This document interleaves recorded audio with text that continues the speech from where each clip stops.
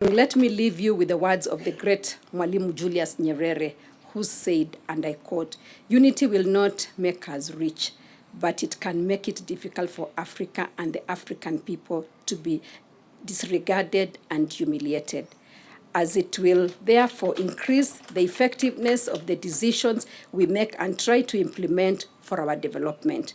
My generation led Africa to political freedom.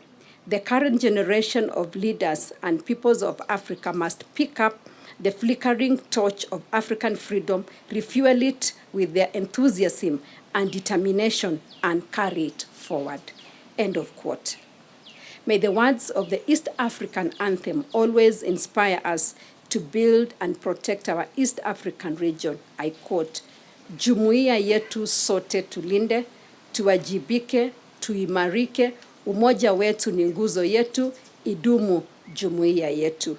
The recent success of our joint bid to host the African Cup of Nations 2027 under the Pamoja bid, comprising Kenya, Uganda, and Tanzania, serves as a testament to the fruits of our partnership. None of our individual countries would have achieved this milestone alone. This event should spark a resultant growth in our economy, transport infrastructure, ease of movement, and ease of doing business with each other. My dear sisters, I urge each of you, esteemed legislators, to double your efforts in fast-tracking the implementation of the drivers of our region's development.